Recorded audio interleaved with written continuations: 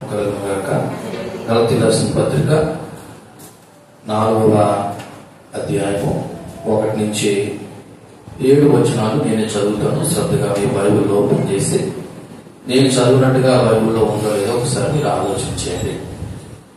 మరియు నేను చెప్పింది ఏమనగా, వారసుడు అన్నిటికీ కర్తనైనను బాలుడై ఉన్నంత కాలం అతనికి దాసునికి ఏ భేదము లేదు. తండ్రి చేత నిర్ణయింపబడిన దినమున వచ్చే వరకు అతడు సంరక్షకుల యొక్క గృహ నిర్వాహకుల యొక్క అధీనంలో ఉండను. అటువంటి మనము కూడా బాలురమై ఉన్నప్పుడు లోక సంబంధమైన మూల పాఠములకు లోబడి దాసులమైంటిమి. అయితే కాలం పరిపూర్ణమైనప్పుడు దేవుడు తన కుమారుని పంపును.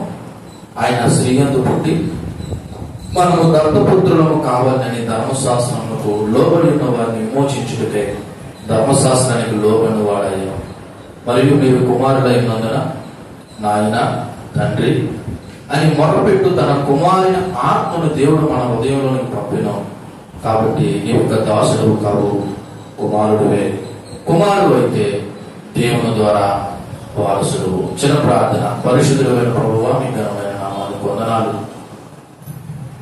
ఈ చదవబడిన లేఖన భాగంలో ఉన్న సత్యాన్ని మేము గ్రహించి ప్రభు దయచేసి వింటున్న వారి యొక్క హృదయాన్ని మీరు బలపరిచి అనాసక్తులే నిద్రాసక్తులే కాకుండా వాక్య ఆసక్తులే ఇక మీ వాక్యంను ప్రేమించే వారిగా ఉండి ప్రభు దయచేసి బలహీనులను నన్ను బలపరిచి మీరు మహిమ పొంది మమ్మల్ని రక్షించమని యేసుక్రీస్తు నామములో ప్రార్థన అడిగి వేడుకుంటున్నాం తండ్రి, ఆమేన్.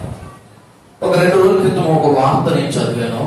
ఆ వార్త యొక్క సారాంశం ఏంటంటే, ఆయన ఒక కంపెనీ CEO, ఫౌండర్ కూడా, అంటే స్థాపించిన వాడు. అది ఫేమస్. ఎక్కువగా బహుశా మనము వాడుతున్నటువంటి ఒక మాధ్యమం అంటే సోషల్ మీడియా. ఫౌండర్ ఆయన పేరు, ఆ గ్రూపు నాకు చెప్పదలసిన ఇష్టం లేక ఉన్న సారాంశాన్ని చెప్తున్నాను. ఏంటంటే, ఆయన ఒక వీరునామా రాశాడు. 30 సంవత్సరాలు వచ్చిన తర్వాత నాకున్న ఆస్తి 100 మంది పిల్లలకి సమానంగా పంచమన్నాడు. ఎంతమంది పిల్లలు? 100 మంది పిల్లల్ని ఎలా కనేసాడని మీరు అనకండి. ఆయన 3 భార్యలు చేసుకున్నాడంట, 6 మంది పిల్లలను అన్నాడంట. ఇండైరెక్ట్ గా 94 మందికి బిర్యానీ దానం చేసి అన్నాడంట. ఆయా దేశాలలో ఆయన పిల్లలు ఉన్నారంట. ఆయన బాగా ఫేమస్ పర్సన్. మీరు నేను చెప్పిన దాన్ని తెలుసుకోవాలనుకుంటే గూగుల్లో కొట్టుకుని చూడండి. ఈ 2 రోజుల క్రితమే ఆయన ఒక వీరునామా రాసి ఈ విధంగా రాశాడు. వాళ్ళకు 30 సంవత్సరాల వయసు వచ్చేంత వరకు నా ఆస్తిని పంచద్దు, 30 సంవత్సరాల వయసు వచ్చిన తర్వాత నాకున్న ఆస్తిని 100 మందికి సమానంగా పంచండి అని ఒక వీరునామా రాశాడు ఒక 2 రోజుల క్రితం. నేను ఈ మాటలు ఎందుకు జ్ఞాపకం చేశానంటే, మనం చదవబడిన లేఖనంలో వారసులు అనబడుతున్న ఆ మాట గురించి మనం ధ్యానం చేయబోతున్నాం. ఎందుకు మనము చెప్పాలనుకున్న వర్తమానం యొక్క పేరు ఏంటంటే, నువ్వు బాలుడువై ఉన్నంత కాలం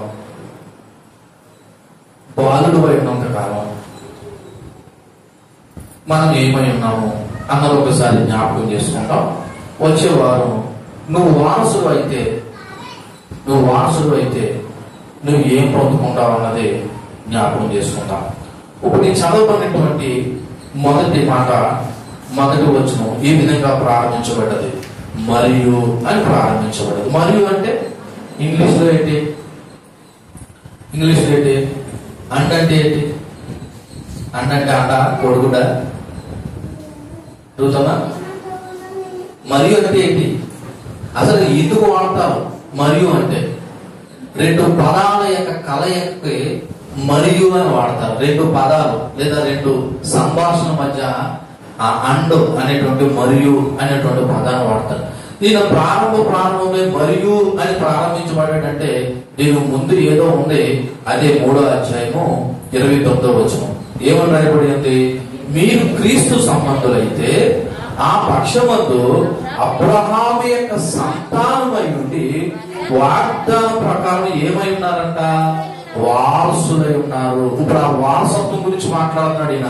మరియు అని మొదలుపెట్టి 29వ వచనంలో దేని గురించి ముగించాడంటే నువ్వు క్రీస్తు సంబంధం అయితే ఆ పక్షమందు అబ్రహాము సంతానమై ఉండి వాగ్దానం ప్రకారం నువ్వు ఎవరవుతున్నావు అంటే వారసుడు అవుతున్నావు. ఇప్పుడు ఆ వారసుడు ఎలాగా అన్నది ఈ 4వ అధ్యాయం ప్రారంభం నుంచి మొదలు పెడుతూ మరియు నేను చెప్పినదేమనగా అని పౌలు భక్తుడు ఆనాటి సామాజిక సాంస్కృతిక పరిస్థితుల్ని వాళ్ళకు అర్థమయ్యే రీతిలో తన పర్సనల్ గానే మాట్లాడుతూ ఉన్నాడు. అంటే ఆనాడు ఉన్న ఆ గలతీయులలో ఉన్న సంఘస్థులకు అర్థం కావాలని ఆనాటి పరిస్థితులు, ఏనాటి పరిస్థితుల్ని, ఆనాడు ఆ సమాజంలో ఉన్న కొన్ని ఉదాహరణలు చూపించి ఈ విధంగా నేను చెప్పినది ఏమనగా అని వారసుడు అన్నిటికీ ఏమైనాడంట, కర్తై ఉన్నను, బాలుడై ఉన్నంత కాలము అతనికి దాసునికి ఏ భేదము లేదని కొన్ని పోలికలను జ్ఞాపకం చేస్తున్నారు.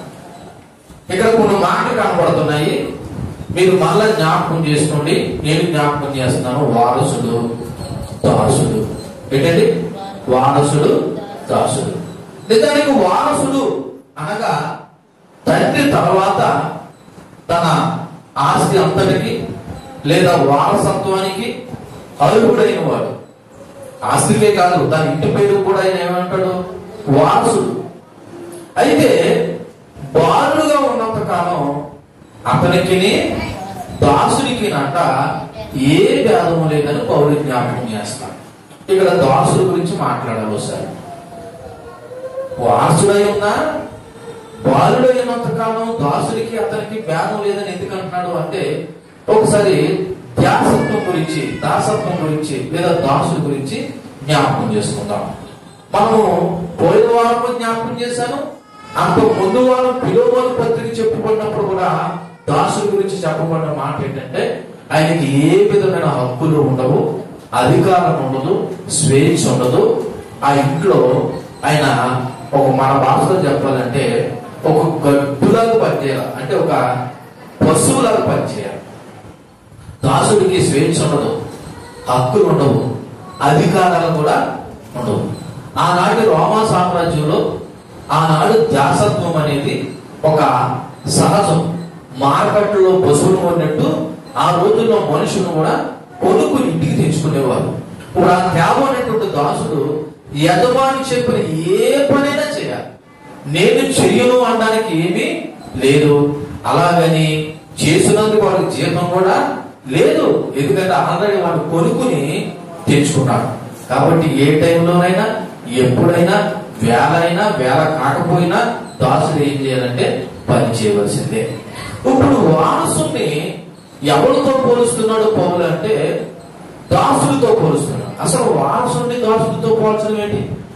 వారసుడు ఎప్పుడు వారసుడే కదా, అటువంటిది దాసుడితో పోల్చడం ఏంటి అన్నది ఒకసారి ఆలోచన చేస్తే అక్కడ ఒక పదం వాడేప్పుడు బాలుడై ఉన్నంత కాలము అని రాయబడిన మాట. ఏమిటంటే బాలుడై ఉన్నంత కాలము అంటే బాలుడై ఉన్నంత కాలము వారసుడికి దాసుడికి ఏ భేదము లేదని ఎందుకు అన్నాడంటే, వాడు వారసుడు అవుతే అవ్వచ్చేమో కానీ బాలుడుగా ఉన్నంత కాలం వాడు ఎవరు అధీనంలో ఉంటాడంటే సంరక్షకుల అధీనంలోను, గృహ నిర్వాహకుల అధీనంలో ఉంటాడు బాలుడు. మీకు ఇంకా అర్థమయ్యేలా చెప్పాలంటే, ఈ మధ్య కాలంలో మాకు చాలా మంది హైదరాబాదు పనికి వెళ్ళిపోతూ వాళ్ళ ఇంటి దగ్గర పని చేస్తూ ఉంటూ వాళ్ళు కొంతమంది చేసే పని అంటే తెలుసా? భార్య భర్తలందరూ ఉద్యోగం పోతే ఆమె పిల్లల యొక్క సంరక్షణ ఆ ఇంట్లో పనిచేసే మనిషి యొక్క అధీనంలో ఉంటాడు. ఇప్పుడు ఏది కావాలన్నా ఆ బాలుడు ఎవరిని అడగాలి? ఆ పని మనిషిని అడగాలి, లేదా గృహ నిర్వాహకులను అడగాలి, లేదా ఆ ఇంటి యొక్క సంరక్షకులను అడగాలి. అమ్మా నాన్నలు డ్యూటీకి వెళ్ళిపోతారు. ఇప్పుడు ఎంతకాలము అంటే అక్కడ ఒక మాట్లాడిన మాట కండిషన్ బాలుడై ఉన్నంత కాలం.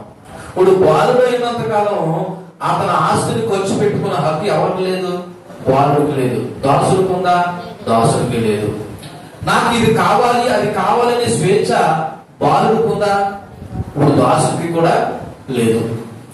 ఈ ఆస్తి అంతా నాదే కాబట్టి నేను ఒక కారు కొనుక్కుని తిరుగుతాను అని అడిగే అధికారం బాలుడికి లేదు, దాసుడికి లేదు. ఇక్కడ మీరు గమనిస్తే బాలుడు బాలుడు బాలుడు బాలుడు దాసుడు దాసుడు దాసుడు అంటే వారసుడై ఉన్న బాలుడై ఉన్నంత వరకు ఇంట్లో దాసుడికి ఏ విధమైన విలువ లేదో, హక్కు లేదో, అధికారం లేదో, స్వేచ్ఛ లేదో, ఇప్పుడు ఆ ఇంటి వారసుడైనా సరే బాలుడై ఉన్నంత వరకు ఇప్పుడు వాడికి కూడా ఏం లేదు, ఏ విధమైన అధికారాలు, స్వేచ్ఛ లేవు అనేది మనం గమనించవలసిన విషయం. ఆనాడు రోమా సామ్రాజ్యంలో గాని యూదుల యొక్క సంస్కృతిలో గాని ఈ పద్ధతి ఉండేది కాబట్టి ఆ పద్ధతినే ఆ గలతీయులో ఉన్న సంఘానికి లేదా గలతీయులు కనపడుతున్న సంఘానికి పౌలు భక్తుడు జ్ఞాపకం చేస్తున్నాడు. ఇప్పుడు ఈ వచనం ఏం చెప్తుంది, మనకి ఏం నేర్పుతుంది అంటే గమనించండి. ఎంతవరకు నేను లోకపరంగా ఆనాటి సంస్కృతులు మాట్లాడాను, ఇప్పుడు ఆధ్యాత్మికంగా ఆలోచన చేద్దాం. యేసు ప్రభు మీద విశ్వాసం ఉంచే వరకు లేదా ప్రభువు ఈ లోకానికి వచ్చేంత వరకు మనం ఎవరు అంటే బాలురము. యేసు ప్రభు మీద ఏముంచే వరకు? విశ్వాసం ఉంచే వరకు, లేదా యేసు ప్రభు ఈ లోకానికి వచ్చే వరకు ఈ భూమి మీద ఉన్న సమస్త జనులు ఎవరంటే బాలురు లాంటి వాళ్ళు. అంటే ఇక్కడ మన ఆధ్యాత్మిక స్థితి ఏంటన్నది తెలియపరచబడదు. ఇక్కడ మన ఆధ్యాత్మిక స్థితి ఏంటన్నది తెలియపరచబడదు. యేసు ప్రభు రాకడం అంటే యేసు ప్రభు రాకడం అంటే రెండో రాకడం కాదు. ఆయన ఫస్ట్ టైం ఈ భూమి మీద వచ్చేంత వరకు ఆనాటి యూదులు అనబడుతున్న వారు కానీ లేదా భూ ప్రపంచంలో ఉన్న మనుషులు కానీ ఈనాడు యేసు ప్రభు ఈ లోకానికి వచ్చేసినా సరే ఇంకా చాలా మంది నమ్మకుండా విశ్వాసం ఉంచకుండా ఉంటారు చూసారా, వీళ్ళు అందరూ కూడా బాలుడై ఉన్నంత వరకు కూడా వాళ్ళకి ఏ విధమైన హక్కులు, స్వేచ్ఛ, అధికారం లేదు.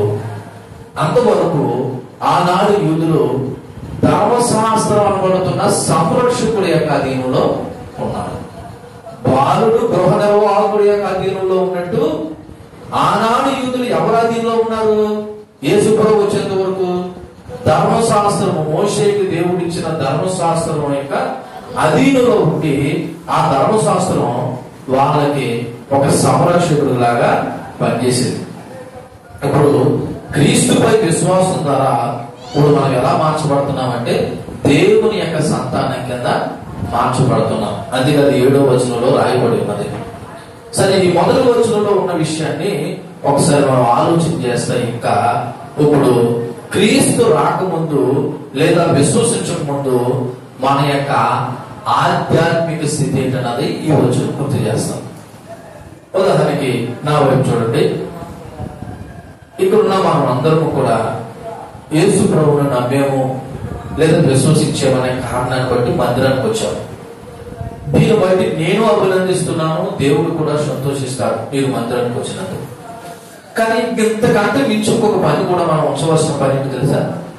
ఆయన మీద సంపూర్ణమైన పరిపూర్ణమైన నమ్మకం ఉంచాలి. ఎందుకు ఈ మాట నేను అన్నానంటే చూడండి, దేవుని మీద నమ్మకం కానీ మనకు వచ్చితే మనం దేవుని పిల్లలమై ఉంటామనే విషయాన్ని గత వారం యోహాను సువార్త 1:12 వచనం ప్రకారం కాగా తన నామమందు విశ్వసించిన వారందరికీ ఆయన దేవుని పిల్లలకు ఏమిచ్చాడు? అధికారం ఇచ్చాడు. మందిరంలో వచ్చినందుకు అధికారం ఇవ్వలేదు, పాటలు పాడినందుకు ఆయన అధికారం ఇవ్వలేదు, వాయించారు వాయించినందుకు ఆయన అధికారం ఇవ్వలేదు, నాలాంటి వాడు వాక్యం చెప్తున్నందుకు దేవుని పిల్లలకు ఆయన అధికారం ఇవ్వలేదు. కేవలం ఆయన మీద నమ్మకం ఉంచినందుకే దేవుని పిల్లలకు ఆయన ఏమిచ్చాడు? అధికారం ఇచ్చాడు. ఇప్పుడు దేవుని పిల్లలు అయ్యాడంటే ఇప్పుడు దేవుడు అన్ని అతనికి అవుతాయవ్వా, ఎందుకంటే వారసుడు కాబట్టి. కానీ దేవుడి మీద నమ్మకం ఉంచినంత కాలం మీరు ఎవరో తెలుసా? బాలుడు లాంటి. ఎవరు లాంటి?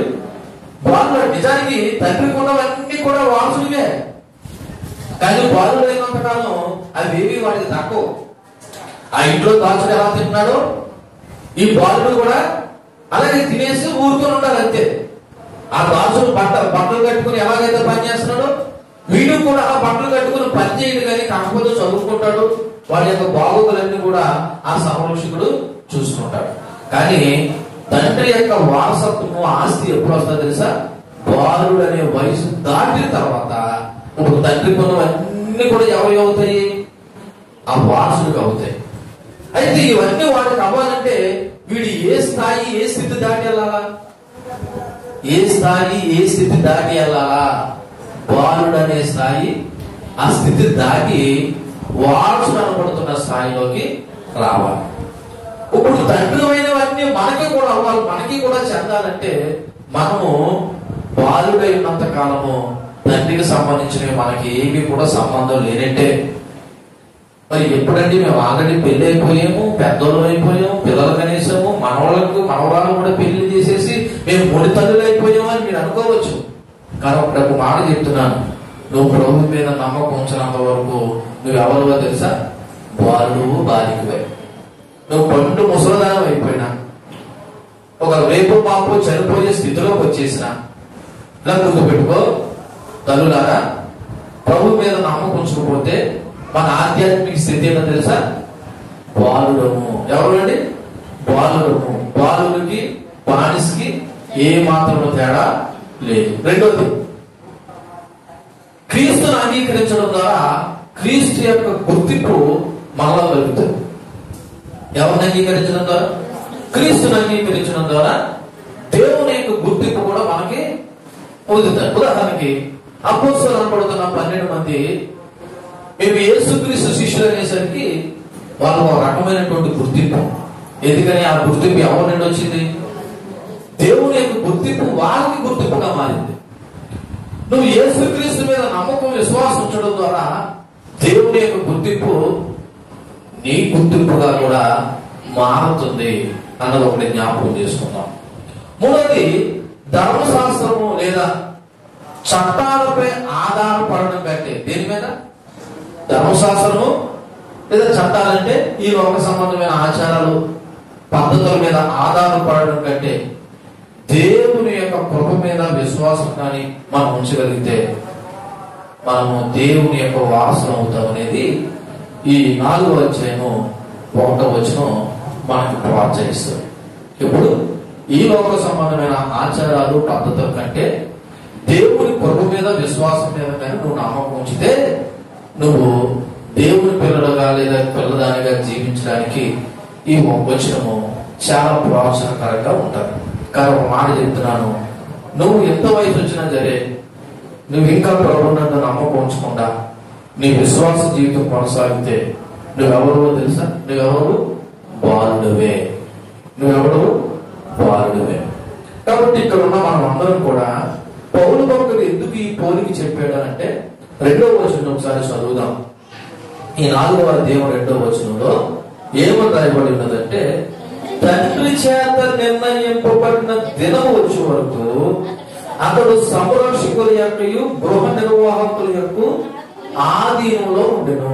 ఈ బాలుడు ఎవరు ఆధీనంలో ఉంటాడంట? సంరక్షకుడు, గార్డియన్ లేదా గృహ నిర్వాహకుడు. ఆ గృహం మీద ఎవరైతే పెద్దనం వహిస్తారో వాటి యొక్క అధీనంలో ఉంటాడు. ఎప్పటి వరకు? టైం కూడా రాయబడి ఉన్నదట. ఎప్పటి వరకు? తండ్రి చేత నిర్ణయింపబడి దినం వచ్చే వరకు. ఎవరు డిసైడ్ చేయనప్పుడు ఇతడు వారసులో కాదని ఎవరు నిర్ణయించాలా? అక్కడేమన్నా టైము అంటే 18 సంవత్సరాలు వచ్చిన తర్వాత, వయసు వచ్చిన తర్వాత మన భారతదేశం యొక్క చట్టం ప్రకారం వీడు మైనారిటీలోని మెజారిటీలోకి వచ్చాడు కాబట్టి తండ్రి యొక్క ఆస్తులన్నీ వీడియే అని అనడానికి లేదక్కడ. వీడు వారసుడా కాదా అని నిర్ణయించే అధికారం ఎవరికి ఉంది? తండ్రికే ఉంది. ఇప్పుడు బాలుడుగా ఉన్నంత వరకు నీవు వారసుడుగా కాదని నిర్ణయించే అధికారం కూడా ఎవరికి ఉంది? తండ్రికే ఉంది. మీకు మళ్ళా ఒకసారి అర్థమైన చెప్తున్నాను, చాలా జాగ్రత్తగా ఆలకించండి. అమ్మా, మీరు ఇక్కడ ఉన్న వాళ్ళు 20 సంవత్సరాలు బట్టి 30 సంవత్సరాలు బట్టి ప్రార్థనకు వచ్చే వాళ్ళు ఉన్నారు కదా? ఉన్నారా లేదా? ఉన్నారు కదా? ఇప్పుడు మీరు ప్రభువునందు నమ్మకం ఉంచలేకుండా ఉన్నారనుకో, మీరు ఇంకా ఎవరో తెలుసా? బాలుడు. అదే 30 సంవత్సరాలు బట్టి మేము ప్రార్థన కోసం మమ్మల్ని బాలుడు, బాలికలు అంటారేంటి మీరు అని మీరు అనొచ్చు. ఎందుకో తెలుసా? తండ్రి మిమ్మల్ని ఇంకా నిర్ణయించలేదు వారసులుగా. తండ్రి ఎప్పుడు నిర్ణయిస్తాడో తెలుసా? ఈమె నా మీద నమ్మకం ఉంచి నా మీద సంపూర్ణంగా ఆధారపడుతుందని నమ్మినప్పుడే ఇప్పుడు నిన్ను దేవుడు ఎలా ఇచ్చిందో తెలుసా? వారసుడు వారసురాలుగా. మీకు ఇంకా అర్థమైనా చెప్తా. మన పిల్లవాడికి బైక్ ఎప్పుడు ఇస్తాం? ఆడు నడపగలడు, బాగా నడపగలడు, ఆడికి బైక్ ఇస్తే క్షేమంగా బయటికి ఇంటికి రాగలడు అని నమ్మిన తర్వాత ఇస్తామా? బైక్ నడపం వచ్చిందని ఇచ్చేద్దామా? ఒకసారి వాడు నేర్చేసుకుంటాడు ఏదో విధంగా, అయినా సరే మనం ఏం చేయము, బైక్ ఇవ్వము. నిజానికి మనము చాలా భారతదేశ చట్టాలను ఉల్లంఘిస్తుంటాం. లైసెన్స్ లేకపోయినా బండి నడుపుతుంటాం, వయసు రాకపోయినా బండి నడుపుతుంటాం. ఏం లేకపోయినా, లైసెన్స్ లేకపోయినా బండి నడుపుతుంటాం, వయసు రాకపోయినా బండి నడుపుతాం. మీకు తెలుసా బండి నడపడానికి కూడా వయసు ఉంది తెలుసా? మనం చదివే మోటార్ సైకిల్, మనం నడిపే మోటార్ సైకిల్ నడపడానికి కూడా భారతదేశ ప్రభుత్వం ఒక నియమం పెట్టింది. సరే, ఇవన్నీ నేను ఎందుకు చెప్తున్నానంటే ప్రతి దానికి ఒక కొలమానం ఉంది. ఇప్పుడు ఈయన వారసుడో కాదో అని తెలియపరచడానికి ఎవరు నిర్ణయించాలంట? తండ్రి. ఏ తండ్రి? మీ తండ్రి కాదు, మనం నమ్ముకున్నటువంటి తండ్రి ఈయన వారసుడు వారసురాలని మాకు నిర్ణయించే ఒక దినం ఉంటుందంట. సరే, ఆ దినం గురించి మాట్లాడడానికి ముందు ఈ బాలుడి యొక్క స్థితి ఎంతవరకు అన్నది అక్కడ రాయబడిన మాట. ఈ బాలుడు ఎంతవరకు ఈ స్థితిలో ఉంటాడో మరియు ఎవరు అధీనంలో ఉంటాడు అన్నది ఒకసారి ఆలోచన చేస్తే చూడండి. ఒకటి సంరక్షకుడు లేదా గృహ నిర్వాహకుడు అధీనంలో ఉంటాడంటే బాలుడు. సో బాలుడి వ్యక్తిగత శ్రేయస్సు మరియు వాడి యొక్క విద్యను చూసుకుంటూ అతని సంపద మరియు ఆస్తులు నిర్వహించే అధికారం ఎవరిదంటే సంరక్షకుడు. ఎవరి ఆదేశాల మేరకు తెలుసా? తండ్రి ఆదేశాల మేరకు. ఎలా చూడండి నా వైపు, ఇదిగో ఈరోజు నా కొడుక్కి ఈ రకమైన బట్టలు వేసి వాడిని స్కూల్కి పంపించు, వాడికి ఈ రకమైన తిండి పెట్టుకొని ఎవరిస్తారు ఆదేశాలు? తండ్రి ఇస్తాడు. ఎవరికి ఇస్తాడు ఆదేశాలు? సంరక్షకుడికి ఇస్తాడు. ఈ సంరక్షకుడు ఎవరు ఆదేశాల మేరకు పనిచేయాలి? తండ్రి ఆదేశాల మేరకు పనిచేయాలి. అయ్యో, ఇంట్లో నన్ను సంరక్షకుడిగా ఉంచాడు, గృహ నిర్వాహకుడిగా ఉంచాడు కాబట్టి నా ఇష్టం వచ్చినా నేను చేస్తానంటే కోరదు. ఈ సంరక్షకుడు కూడా ఎవరు ఆదేశాల మేరకు పనిచేయాలి? తండ్రి యొక్క ఆదేశాల మేరకు పనిచేయాలి. ఇది ఏం చెప్తుందంటే ఇశ్రాయేలు ప్రజలు ధర్మశాస్త్రం కింద జీవించిన కాలాన్ని చెబుతుంది. ఇశ్రాయేలు ప్రజలు ధర్మశాస్త్రం కింద జీవించిన కాలము ఒక సంరక్షకుడి యొక్క కాలము. అలాగే నేటి మనం ఆలోచన చేస్తే మనం ఏ ధర్మశాస్త్రం కింద లేము, కానీ కొన్ని లోక సంపన్నమైన ఆచారాలు పద్ధతుల కింద మాత్రం ఉన్నారా లేదా? ఉన్నామా నేను అంటలేదు, నేను లేదు కాబట్టి ధైర్యంగా మాట చెప్తున్నాను. కొంతమంది ధర్మశాస్త్రం కింద లేకపోయినా ఈ లోక సంబంధమైన ఆచారాలు పద్ధతుల కింద ఉన్నారు. అంటే నువ్వు ఎవరి కింద లేవు అన్నమాట, యేసుక్రీస్తు యొక్క అధీనంలో లేవు. ఈ సంరక్షకుడు అనే పదము ఏమి తెలియపరుస్తుందంటే ఆనాడు ఇశ్రాయేలు ప్రజలు ధర్మశాస్త్రం కింద అధీనంలో ఉన్నారు ఆనాడు. కానీ యేసుక్రీస్తు వచ్చిన తర్వాత నువ్వు ధర్మశాస్త్రం అధీనంలో ఉండవలసిన అవసరము లేదు.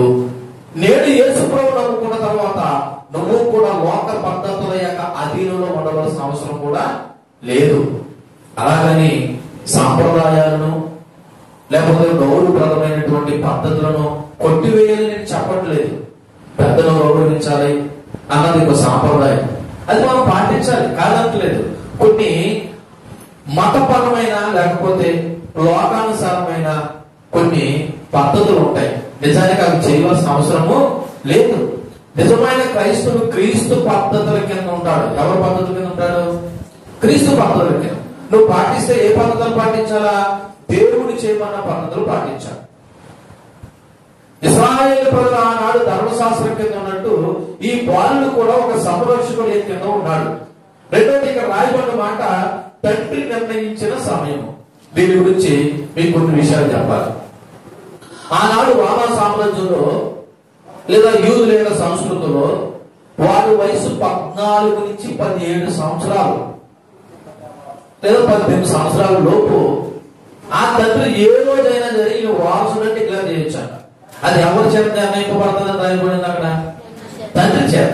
18 సంవత్సరాలు వచ్చాయని కాదు సుమా, ఈడుకి ఈ బాధ్యతలు నాకు చెప్తే వీడు చేయగలడు, లేదా వీడికి ఒక అవగాహన కలిగి ఉన్నాడు, వీడికి ఆస్తి అప్పగించిన, లేకపోతే ఒక బాధ్యత చెప్పిన, లేదా ఒక పని చెప్పిన వీడంతా వీడిని చేయగలడు అని తండ్రి నమ్మిన ఒక రోజున ఒక రకమైనటువంటి, ఇలా చూడండి ఏ విధంగా చేస్తారని తెలుసా, టోగా వెరాలెస్ అనే ఒక వస్త్రాన్ని అతని మీద ధరింపజేసి ఆ రోజుని అనౌన్స్ చేస్తాడంట. ఈ రోజు నుంచి ఈ కుమారుడు బాలుడు కాదు వారసుడు అని అనౌన్స్ చేసి ఒక పెద్ద పండగలా చేస్తారంట యూదులు. మళ్ళా జ్ఞాపకం చేస్తారు, యూదుల సంస్కృతిలో గాని లేదా ఆనాటి రోమా సామ్రాజ్యంలో ఉన్న పద్ధతిని బట్టి అప్పుడు దాకా సంరక్షకుల యొక్క అధీనంలో ఉన్న ఆ బాలుడు టోగా విరాలిస్ అనేటువంటి ఒక పద్ధతి ద్వారా ఒక వస్త్రాన్ని వాడి కొండువాల, మన భాషలో చెప్పాలంటే పెద్దలు భుజం మీద కొండువాల వేసుకున్నట్టు ఓ కొండువాలాగా వాడు భుజం మీద వేసి ఈసారి నుంచి బాలుడు సంరక్షకుల యొక్క అధీనంలో ఉన్నాడు. ఈసారి నుంచి ఎవడో తెలుసా, వారసుడు. అంటే వీడికి స్వేచ్ఛ ఉంది, అధికారం ఉంది, హక్కులు కూడా ఉన్నాయి. ఈసారి నుంచి ఇంట్లో ఉన్నవి ఆ ఇష్టం వచ్చినట్టు ఖర్చు పెట్టుకోవచ్చు, ఇష్టం వచ్చినట్టు ఆడికి ఆ హక్కు ఉంది, స్వేచ్ఛ ఉంది, వీడికి అధికారం కూడా ఉందని చెప్పేసి ఆ రోజు తండ్రి జ్ఞానం చేస్తాడంట. అంతవరకు సంరక్షకుల అధీనంలో ఉన్న ఆ బాలుడు ఇప్పుడు ఏమయ్యాడు తెలుసా, బాలుడు కదైనా వారసుడు అయ్యాడు. ఏమయ్యాడండి, వారసుడు. దీని యొక్క ఆధ్యాత్మిక అర్థం ఏంటన్నది మీకు చెప్తాను. ఆధ్యాత్మిక అర్థం నేను ఆనాడు చారిత్రకపరమైన అర్థం చెప్పాను, ఇప్పుడు ఆధ్యాత్మికమైన అర్థం ఏంటన్నది ఒకసారి ఆలోచన చేస్తే, సంరక్షకులు లేదా గృహ నిర్వాహకుడు అనేది ధర్మశాస్త్రాన్ని సూచిస్తుందండి. ఇది దేవుని ప్రజలు క్రీస్తు రాకడ వరకు నడిపించింది. ఈ ధర్మశాస్త్రము ఎక్కడ దాకా నడిపించింది, దేవుని ప్రజల్ని యేసు ప్రభు యొక్క రాకడ వరకు నడిపించింది. దానికి 3వ అధ్యాయము 24వ వచనం చదువుతాం. గలతీయులకు రాసిన పత్రిక 3వ అధ్యాయం 24వ వచనం. కాబట్టి మనము విశ్వాసం వలన నీతిమంతులు మనం తీర్చబడినట్లు క్రీస్తునందుకు మనం నడిపించుటకు ధర్మశాస్త్రము మనకు బాల శిక్షాకుడాయను. ఈ ధర్మశాస్త్రము ఎవరి దగ్గర నడిపించడానికి ఉపయోగపడదంట, క్రీస్తునందుకు. అంటే ఒక సంరక్షకుడు వారసులైనంత వరకు ఆ బాలుని ఎలా సంరక్షించాడో ఈ ధర్మశాస్త్రం కూడా యేసు ప్రభు వచ్చేంత వరకు మాత్రమే అది ఒక బాల శిక్షకుడుగా సంరక్షకుడుగా పనిచేసింది. 25వ వచనంలో అయితే విశ్వాసం ఏమైపోయింది, వెల్లడైపోయింది. యేసు ప్రభు ఏమైపోయాడు, వచ్చేసాడు. కాబట్టి కనుక ఇక మనం ఎవరి కింద లేము, ఎవరి కింద లేము అంటే బాల శిక్ష అనే పేరు కింద ధర్మశాస్త్రం కింద మనము లేము. ఇప్పుడు ఇదే మాట మన వైపు ఆలోచన చేద్దాం. మన వైపు అంటే మన భారతదేశ విధానంలో ఆలోచన చేస్తే ఇప్పుడు మనము కూడా లోక సంబంధమైన ఆచారాలు, పద్ధతులు, లేకపోతే కొన్ని రకమైనటువంటివి బలవంతంగా చేసేవి ఉంటాయి. ఇటువంటి వాటి కింద మనము లేవు. ఎందుకంటే మన విశ్వాసం ఎవరి మీద ఆధారపడి ఉన్నది, ఎవరి మీద ఆధారపడి ఉన్నది, యేసు క్రీస్తు మీద ఆధారపడి ఉన్నది. బహుశా ఎక్కడైనా ఒక 4-5 గురించి వాక్యం చెప్పాలేమో అనిపిస్తుంది. ఒక 4-5 గురించి వాక్యం చెప్పాలి. ఇప్పుడు క్రీస్తు మీద నీ విశ్వాసం ఉన్నప్పుడు ఇక నువ్వు లోక సంబంధమైన ఆచారాలు, పద్ధతుల కింద లేవు అనే విషయం నీకు అర్థం అవ్వాలి. తర్వాత తండ్రి నియమించిన సమయము అంటే క్రీస్తు రాకడను సూచిస్తుంది. ఎవరు రాకడ, క్రీస్తు రాకడ. ఏ రాకడ, రెండో రాకడ కాదు. యేసు ప్రభు మొట్టమొదటిసారిగా ఈ భూమి మీద వచ్చిన సమయాన్ని సూచిస్తుంది. తండ్రి నిర్ణయించిన సమయం అంటే యేసు క్రీస్తు రాకను సూచిస్తుంది. అనగా దేవుని యొక్క ప్రణాళికతో నిర్ణయమైన సమయం. అదే 4వ అధ్యాయం 4వ వచనంలో రాయబడినది. అయితే కాలం పరిపూర్ణమైనప్పుడు ఆయన ఒక టైం పెట్టుకున్నాడు. ఆ టైం పరిపూర్ణమైనప్పుడు ఈ ప్రక్రియ ద్వారా విశ్వాసులు ధర్మశాస్త్రం యొక్క సంరక్షణ నుండి విడుదల పొంది ఈసారి క్రీస్తు ద్వారా దేవుని సంతానంగా వారసత్వాన్ని పొందారు. ఎవరి ద్వారా, యేసు క్రీస్తు ద్వారా వారసత్వాన్ని పొందారు. ఇలా చూడండి, మీకు ఇంకా అర్థమైన ఒక మాట చెప్తాను. ధర్మశాస్త్రం ఉన్నప్పుడు ఇశ్రాయేలు ప్రజలు దేవుని పిల్లలే. కానీ ధర్మశాస్త్రం వాళ్ళ చట్టాల కింద, నియమాల కింద వచ్చింది.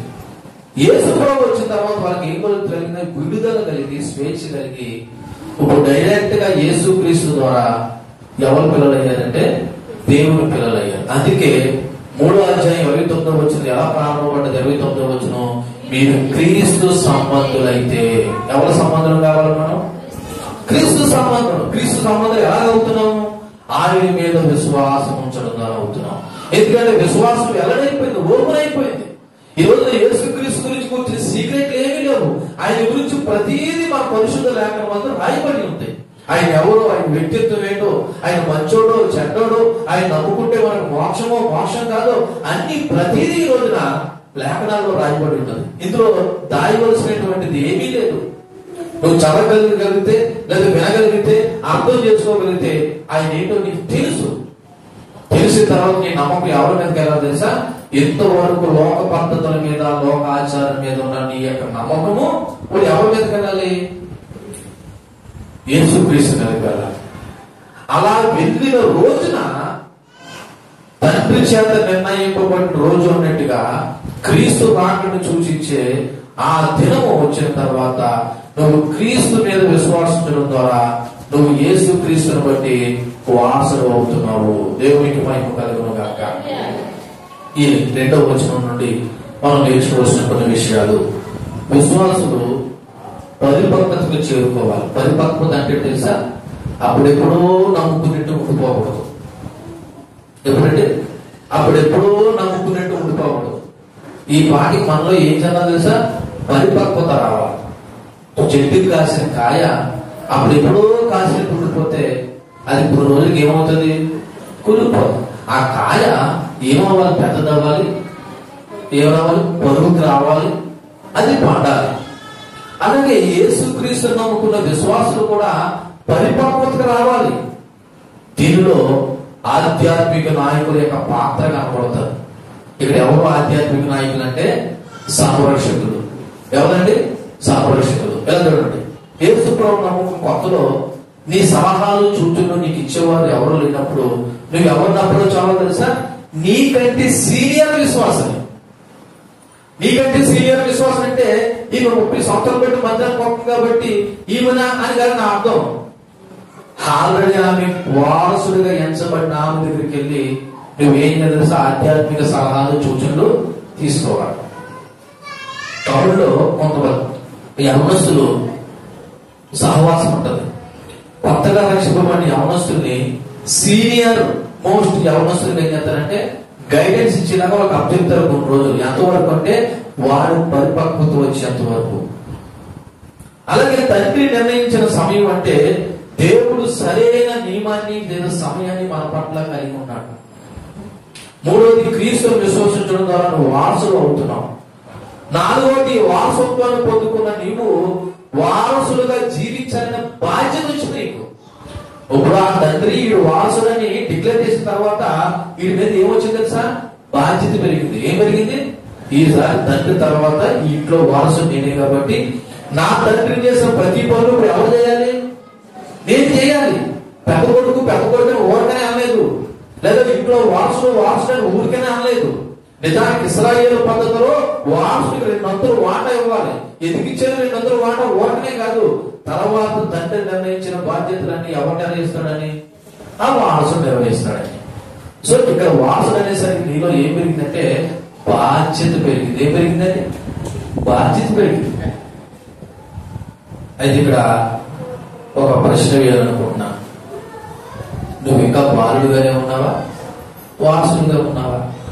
ఒక వారసుడుగా ఉంటే నీ బాధ్యతను నిర్వర్తిస్తున్నావా, పరిపక్వతకు వచ్చావా లేదని ఒకసారి ఆలోచించవలసిన అవసరత ఎంతైనా ఉంది. కానీ ఒక మాట చెప్తున్నాను, క్రీస్తుతో వారసుడుగా ఉండడం అంటే నువ్వు వ్యక్తిగతంగా ఎటువంటి నిర్ణయాలు తీసుకున్నావు, నువ్వు తీసుకున్న నిర్ణయాలు ఏమైనా నీ దైనందిన జీవితాన్ని ప్రభావితం చేయగలుగుతుందా లేదన్నది ఒకసారి ఆలోచించేయండి. ఇక 3వ వచనాన్ని చదువుతాం. 3వ వచనం, అటువలే అంటే ఎటువలే 1, 2 వచనాల్లో చెప్పబడినట్లు అదే విధంగా ఏ విధంగా బాలుడు వారసుడుగా గుర్తింపు పొందే వరకు సంరక్షకుడు అధీనంలో ఉండినట్లు మనము కూడా క్రీస్తు వచ్చేంత వరకు లేదా ఆయన నమ్మేంత వరకు మనము కూడా ఈ లోక సంబంధమైన మూల పాఠములకు లోబడి దాసులుగా ఉన్నాము. అక్కడ రాయబడిన మాట 3వ వచనంలో, అటువలే మనము బాలుడమై ఉన్నప్పుడు లోక సంబంధమైన మూల పాఠములకు లోబడి దాసులమైంటిమి. ఇక్కడ ఒక 3 మాటలు కనపడుతున్నాయి. ఆ 3 మాటలు అర్థం చెప్పి నేను ముందుకు వెళ్తా. ఈ 3వ వచనంలో చెప్పబడిన మాట తెలుసా? అటువలే. ఎటువలే? ఒక బాలుడు సంరక్షకుడు అధీనంలో ఉన్నంత వరకు, ఓ రోజున తండ్రి నిర్ణయించిన దినాన బాలుడు వారసులైనట్లు, అలాగే మనము కూడా బాలుడమై ఉన్నప్పుడు, అనగా ప్రభు నమ్ముకోలేనప్పుడు, అనగా యేసు ప్రభు ఈ లోకాలకు రాకముందు మనం కూడా ఎలా ఉన్నామంట? బాలుడమై ఉండి ఈ లోక సంబంధమైన మూల పాఠములు అనే నెంబర్ తీసుకుందాం. ఒకసారి చూడండి, ఏమి రాయబడినది? భూతములు అని రాయబడింది. భూతాలంటే ఒక లోక సంబంధమైన ఆధ్యాత్మిక శక్తి. చూడండి, చాలా మంది లోక సంబంధమైన దేవుళ్ళకి దేవతల్ని నమ్ముతూ ఉంటారు, పూజిస్తూ ఉంటారు. వాళ్ళ నమ్మకాన్ని మనం కాదనలేము, ఎందుకంటే వాళ్ళ విశ్వాసం వాళ్ళది. కానీ ఇక్కడ మనం చెప్పవలసిన మాట, నువ్వు బాలుడు ఉన్నంత వరకు నువ్వు అలాగే ఉన్నావు. ఎలా ఉన్నావు?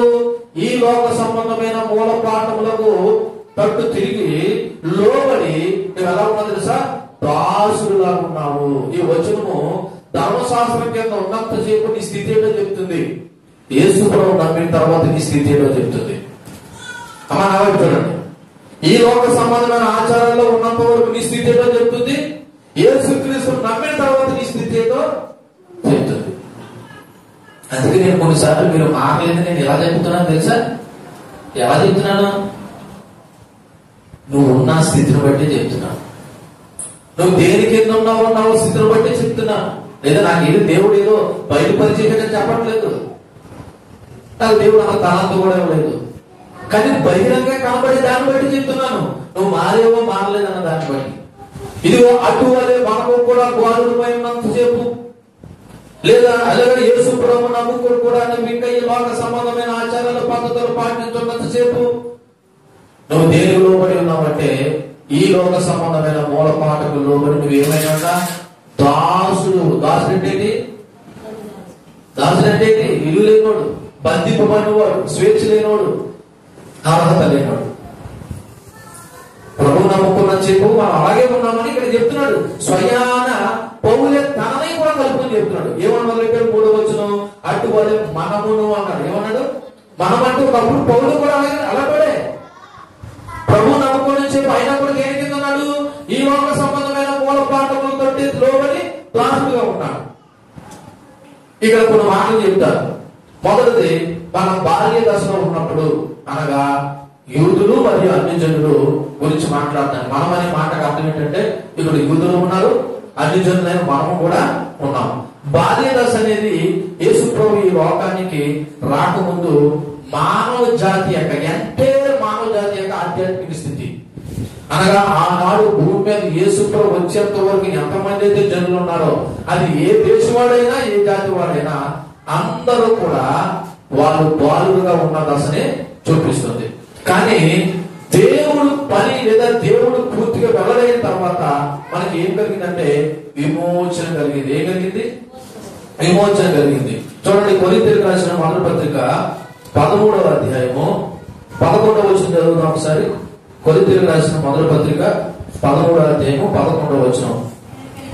నేను పిల్లవాడిని ఉన్నప్పుడు పిల్లవాని వలె మాట్లాడి తిని, పిల్లవాని వలె తలంచి తిని, పిల్లవాని వలె యోచించి తిని, ఇప్పుడు పెద్దవాడినే ఏ శాస్త్రం అనేసాను? పిల్లవాడి శాస్త్రం. ఇప్పుడు ఎంతసేపు ఇంతకాలం యేసుప్రభువుని నమ్ముకుని ఇంకా పిల్లవాడి శాస్త్రం పోవాలి కొంతమందికి.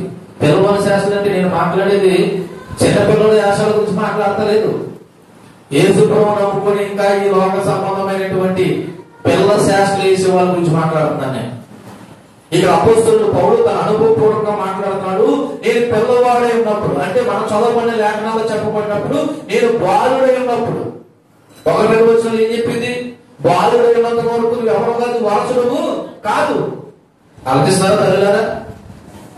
నువ్వు బాలుడైనంత వరకు నువ్వు ఎవరు కావు, వారసుడు కావు. అందుకే నేను పిల్లవాడుగా ఉన్నప్పుడు పిల్లవాని వలె మాట్లాడుతుని, పిల్లవాని వలె తలంచుతుని, పిల్లవాని వలె ఆలోచించుతుని. కానీ ఇప్పుడు నేను ఏమైపోయాను అంటే సడన్ గా ఎదిగిపోయాడు కాదు అర్థం. దేవుని ఎందుకు విశ్వాసం ఉంచాను కాబట్టి ఇప్పుడు పిల్లవాని శాస్త్రం మానేశాను అంటున్నాడు. అమ్మా మిమ్మల్ని అడుగుతున్నాను, మీరు పిల్లవాని శాస్త్రం మానేశారా? లోక సంబంధమైన ఆచారాలు మానేశారా? ఇప్పటికీ కూడా మంచి చెడులు, ముహూర్తాలు, గడియలు, ఆచారాలు, పద్ధతులు పాటించే మీరు పిల్లవాళ్ళే. ఎందుకంటే నువ్వు బాలులో ఉన్నప్పుడు అలా ఉన్నావు, వాటికి దాచుడుపై ఉన్నావు. కానీ ఈరోజు నువ్వు పెద్దోడివి. పెద్దోడు అంటే ఏంటి? యేసు ప్రభువు నమ్మిన వాడివి. అక్కడ రాయబడిన మాట 1:3 వచనంలో మళ్ళా నేను చదువుతున్నాను. మనము బాలులపై ఉన్నప్పుడు, రెండోది లోక సంబంధమైన మూల పాఠములు అన్నాడు. ఏమన్నాడు? లోక సంబంధమైన ఇక్కడ 3 చెప్పాలి.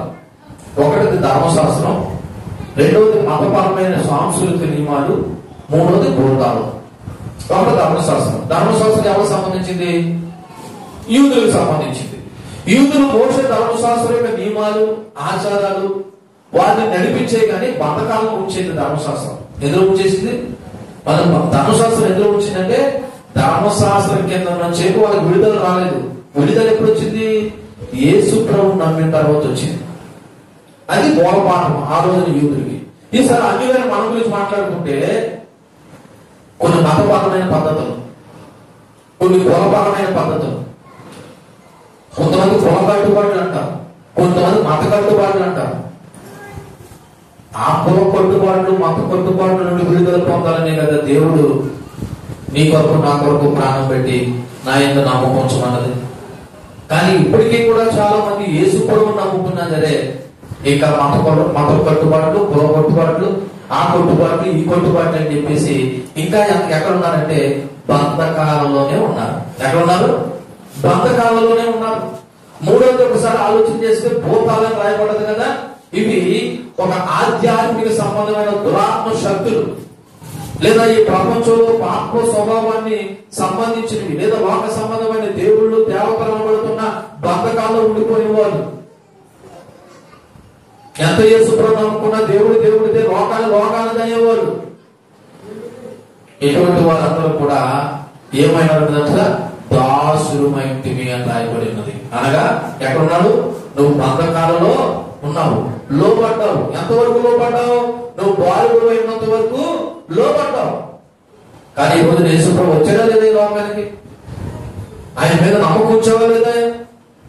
గమనించండి, పౌలు క్రీస్తు రాకముందు మనం అందరం కూడా ఈ ప్రాథమిక సూత్రాల ఆధీనంలో ఉండిపోయాము. దేవుడి యొక్క పూర్తి స్వాతంత్ర్య కృప అనుభవించిన తర్వాత మనం ఈ లోక సంబంధమైన ఆచారాలు, పద్ధతుల కింద మనం లేము. ఒకప్పుడంటే ఉన్నామంటే అర్థం ఉంది, ఈ రోజున లేవు అనే విషయాన్ని జ్ఞాపకం చేస్తున్నాడు. కాబట్టి ఇప్పుడు దేవుని పిల్లలు ఎలా ఉంటారన్న దానికి 2 లేఖన భాగాలు మీకు చూపిస్తాం త్వరగా. చూడండి, కొలస్సీయులకు రాసిన పత్రిక 2వ అధ్యాయము 8వ వచనం చూడండి. కొలస్సీయులకు రాసిన పత్రిక 2వ అధ్యాయము 8వ వచనం. 2వ అధ్యాయం 8వ వచనం. ఆయనను అనుసరింపక, చూడండి మళ్ళీ చదువుతున్నాను. అమ్మ ఆలోచించండి మీరే. ఆయనను అనుసరింపక ఎవరిని? సత్యవతి, ఎవరిని? ఇక్కడ 3 కేటగిరీలు ఉన్నాయి. ఒకటి వినే బ్యాచ్, కొన్ని అటు విన్న బ్యాచ్, లాస్ట్ లో పడుకునే బ్యాచ్, చివరిన ఈ సత్యతో సంబంధం లేని బ్యాచ్. ఆయనను అనుసరింపక ఎవరు పారంపర్యాలంటే మనుషులు పెట్టిన పారంపరాచార్యాలు చాలా ఉన్నాయి. లేదా మన దేశంలో, లేదా మన రాష్ట్రంలో, లేదా మన ఇంట్లో, మన ఒంట్లో ఎవరు పెట్టివన్నీ ఉదాహరణ చెప్పుకుంటే బాగోదు, కానీ నాకు అది తెలుసుకున్నప్పుడు దుఃఖం అవుతూ ఉంటారు. మనుషులు ఒక మనిషిని ఎంత ఆర్థికమైన స్థితికి పొగ తీసేస్తున్నారో మనుషులు పెట్టినవన్నీ. మనుషులు పెట్టిన పారంపరాచార్యాలు అనగా ఈ లోక సంబంధమైన మూలపాఠములు అనుసరించి అదేంటంటే మోసకరమైన నిరర్ధక తత్వజ్ఞానం చేత మిమ్మల్ని చెరపెట్టుకుని పోవాడు ఎవరైనా ఉండనేమో అని జాగ్రత్తగా ఉన్నాడు. జాగ్రత్త ఉండాలి. ఈ లోక సంబంధమైన మనుషులు పెట్టిన పారంపర్యాచార్యుల విషయంలో. మరి ఎలా ఉండాలంట? అదే ఎఫెసీయుల రాసిన పత్రిక 2వ అధ్యాయం 20వ వచనం చూడండి. 20వ వచనం, మీరు క్రీస్తుతో కూడా లోకము యొక్క మూల పాఠముల విషయమే మనం ఏమైపోయామంటే కనపలేదా? కొలస్సీయుల రాసిన పత్రిక 2వ అధ్యాయం 20వ వచనంలో మీరు క్రీస్తుతో కూడా లోకము యొక్క మూల పాఠల విషయంలో మనం ఏమైపోయామంట? చచ్చిపోయాము. మూల పాఠల విషయంలో మృతి పొందిన వారిపై ఇప్పుడు లోకంలో బ్రతుకుచున్నట్టుగా మనుషుల ఆజ్ఞలను పద్ధతులను అనుసరించి చేత పట్టుకొనవద్దు, రుచి చూడొద్దు, ముట్టవద్దు అను విధులకి మీరు లోబడినారా? ఎందుకు లోబడలేదు మీరు దేవుడి వాక్యానికి? అమ్మ అలా చేయొద్దని మీరు ఎందుకు చేస్తున్నారు? అమ్మ మీరు అలా చేయొద్దని మీరు ఎందుకు చేస్తున్నారు? అలాగా పాస్టర్ గారు పిలుస్తారు గౌరవంగా, అక్కడ ఏమి చేయాలో పాస్టర్ గారు చెప్పండి, ఆల్రెడీ మీరు ఏర్పాటు చేసేసుకుంటారు. ఒకరు గృహ ప్రారంభోత్సవం అనుకో, లేకపోతే మూలరాయి, లేకపోతే శంకుస్థాపన అనుకో, అక్కడ ఏమేమి అనేది పాస్టర్ గారు చెప్పేంత వరకు ఉండరు. ఆల్రెడీ కొంతమంది మీకు సలహాలు ఇస్తారు, అవన్నీ తెచ్చిపెట్టుకుంటారు. ఇప్పుడు పాస్టర్ గారు మీరు రిప్రజెంట్ చేయాలి. అక్కడ ఏం రాయబడి ఉన్నది? అసలు చేత పట్టుకోవద్దు, రుచి చూడొద్దు, ముట్టవద్దు అని ఆజ్ఞలు మీరు లోబడినారా? మనం క్రీస్తునందు ఏమైపోయామంట? ఈ మూలపాఠల విషయంలో చచ్చిపోయామంట. కానీ యేసు ప్రభువును నమ్ముకుని ఇంకా నువ్వు ఉన్నామంటే ఇప్పుడు చెప్పు, నువ్వు బాలుడువా వారసుడువా? అందుకే నేను పెట్టిన టైటిల్ ఏంటి? బాలుడై ఉన్నంత కాలం నువ్వు వారసుడు కాలేవు. వారసుడు ఎప్పుడవుతుందో తెలుసా? ఆయన మీద నమ్మకం ఉంచి ఆయన ఆజ్ఞకు లోబడినప్పుడే. కాబట్టి మన ఆధ్యాత్మిక బానిసత్వాన్ని అర్థం చేసుకోండి. మీరు ఏ స్థితిలో ఉన్నారో, ఇంకా బాలుడనే స్థితిలో ఉన్నారో, లేకపోతే వారసుడైన ఆధ్యాత్మిక స్థితిలో ఉన్నారో అన్నది ఒకసారి ఆలోచన చేయండి. అలాగే క్రీస్తు మన జీవితంలోనికి, ఈ లోకంలోకి వచ్చిన తర్వాత మనకి స్వేచ్ఛ స్వాతంత్రము పొందుకున్నాము. అలాగే విశ్వాసులు లోక సాంప్రదాయాలు ఆచారాల్లో బ్రతకకుండా యేసు క్రీస్తు ద్వారా వచ్చిన కృపలో జీవించాలని ఈ వాక్యం చెప్తుంది.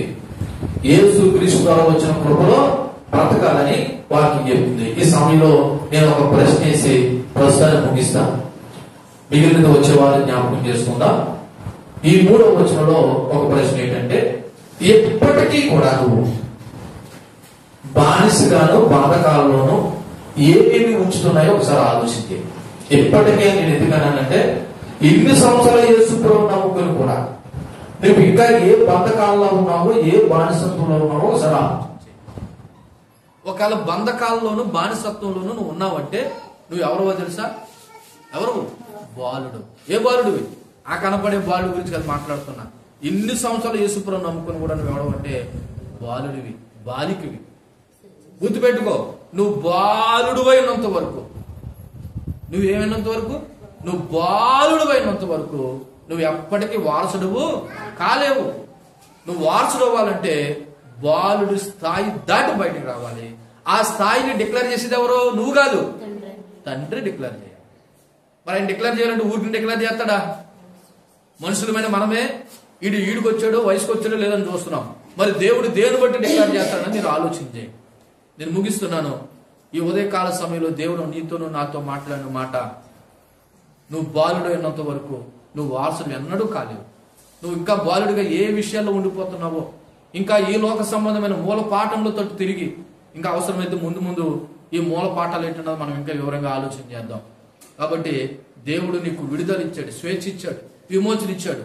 నువ్వు వారసుడిగా ఉండాలని కోరుకుంటున్నాడు. నువ్వు వారసుడిగా ఉంటావో, ఇంకా బాలుడిగా ఉండిపోయి ఈ లోక సంబంధమైన మూల పాఠాలతో తిరుగుతావు అన్నది నువ్వు ఆలోచన చేసుకో. దేవుడి మాటలో మనం ఇంట్లో దీవించి ఫలింపచేయుగాక. ఆమేన్. కళ్ళు మూసుకోండి. చెప్పబడిన వాక్యాన్ని బట్టి ఒకసారి ప్రార్థన చేద్దాం.